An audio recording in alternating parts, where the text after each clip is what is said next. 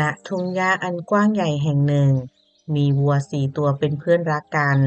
พวกมันใช้ชีวิตร่วมกันอย่างสงบและช่วยเหลือกันเสมอแต่ในป่าใกล้ๆกันนั้นมีสิงโตผู้หิวโหยเฝ้ามองพวกมันด้วยสายตาของนักล่าอยู่ทุกวันสิงโตจึงเริ่มคิดอุบายบางอย่างเพื่อทำลายความสามัคคีของวัวทั้ง4และให้ตนเองได้อาหารอย่างง่ายดาย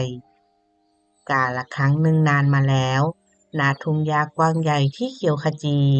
มีสายลมพัดเอื่อยๆ และมีลำธารเล็กๆไหลผ่านอยู่ไม่ไกล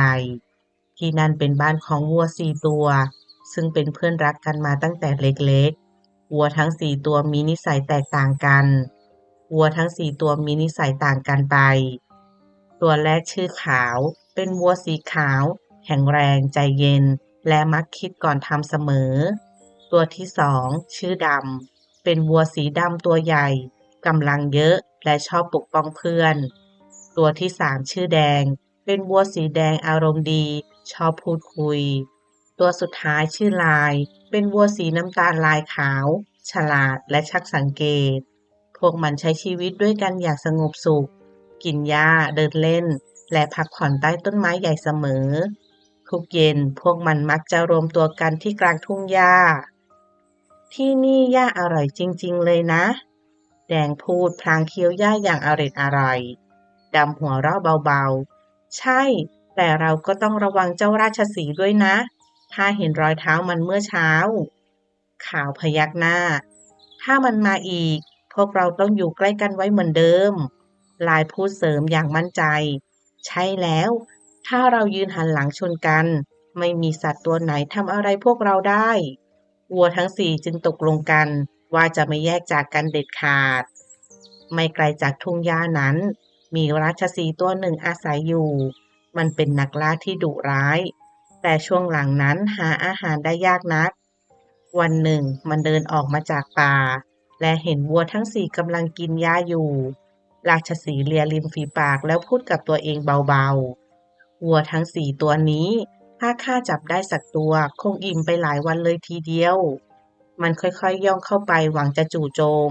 แต่ทันทีที่วัวทั้ง4เห็นราชสีห์พวกมันก็รีบวิ่งรวมตัวกันทันที วัวทั้ง4ยืนหันหางหากันและหันเขาแหลมคมออกทั้ง4 ทิศ ราชสีห์ลองเดินวนไปทางซ้าย วัวก็หันเขามาทางซ้าย มันลองเดินไปทางขวา วัวก็หันเขามาทางขวา ราชสีห์คำรามอย่างหงุดหงิด เจ้าพวกนี้รวมตัวกันดีเหลือเกิน มันพยายามอยู่หลายครั้ง แต่เข้าใกล้ไม่ได้เลย เพราะไม่ว่ามันจะเข้าไปทางไหน ก็ต้องเจอกับเขาแหลมๆของวัวเสมอ สุดท้ายราชสีห์ก็ต้องเดินกลับเข้าป่าไปด้วยความหิว คืนนั้นราชสีห์นอนคิดอยู่ใต้ต้นไม้ใหญ่ ถ้าพวกวัวอยู่ด้วยกันข้าไม่มีทางชนะ แต่ถ้าพวกมันแตกคอกันล่ะ ทันใดนั้นมันก็ยิ้มอย่างเจ้าเล่ห์ ใช่แล้วข้าจะทำให้พวกมันทะเลาะกันเอง วันรุ่งขึ้นราชสีห์แอบไปหาวัวชื่อแดงก่อน มันพูดด้วยน้ำเสียงเหมือนเป็นมิตร เจ้าวัวแดงข้ามีเรื่องจะบอก แต่เจ้าอย่าโกรธนะ แดงมองอย่างสงสัย เรื่องอะไรหรือ ราชสีห์ถอนหายใจแกล้งทำหน้าเห็นใจ เมื่อวานข้าได้ยินเพื่อนของเจ้าคุยกัน พวกเขาบอกว่า เจ้าน่ะอ่อนแอที่สุด ต้องคอยให้เพื่อนช่วยปกป้องตลอด แดงทำหน้าตกใจ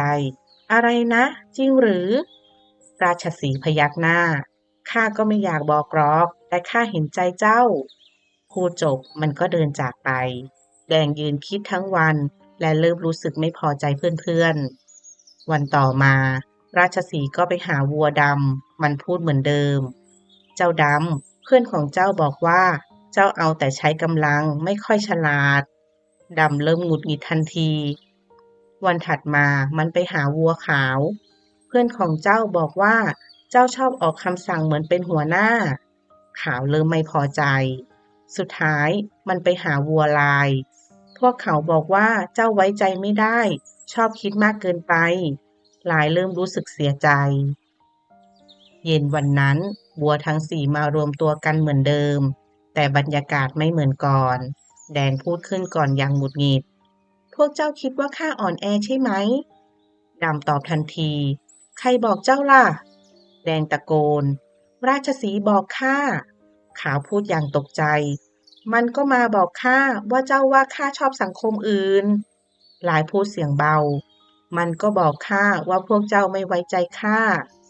วัวทั้งสี่เริ่มโต้เถียงกันข้าไม่เคยพูดแบบนั้นแล้วทำไมราชสีห์ถึงพูดแบบนั้นเจ้าต้องเคยคิดแน่ๆจากการถกเถียงเล็กๆกลายเป็นการทะเลาะใหญ่สุดท้ายด้วยความโกรธวัวทั้งสี่จึงพูดขึ้นพร้อมกันว่าถ้าอย่างนั้นก็แยกกันอยู่ไปเลยหลังจากนั้นพวกมันก็แยกย้ายกันไปอยู่คนละมุมของทุ่งหญ้าราชสีห์ที่แอบมองอยู่หลังพุ่มไม้ยิ้มกว้างในที่สุดแผนของข้าก็สำเร็จวันต่อมามันวางแผนล่าวัวที่อยู่ลำพังก่อนอื่นมันแอบเข้าไปหาวัวแดงที่กำลังกินหญ้าอยู่ตัวเดียวไม่มีเพื่อนคอยช่วยราชสีห์พุ่งเข้าใส่อย่างรวดเร็วไม่นานนักวัวแดงก็กลายเป็นอาหารของมันวันถัดมา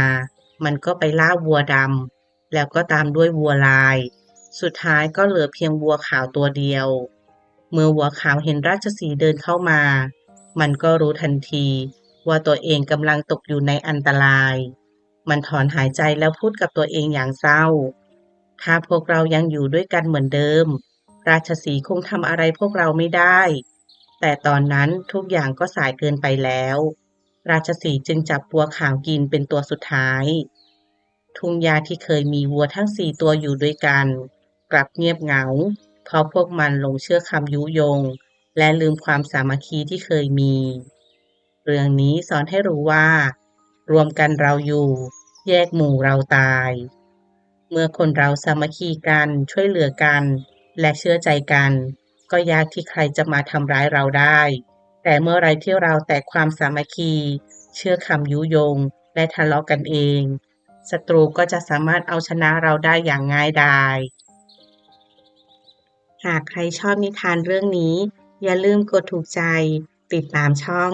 กดกระดิ่งแจ้งเตือนเพื่อจะได้ไม่พลาดนิทานเรื่องใหม่ๆและกดแชร์ให้เพื่อนๆด้วยนะคะความช่วยเหลือเล็กๆจะเป็นพลังที่ทำให้เราสร้างสรรค์ผลงานดีๆต่อไปค่ะ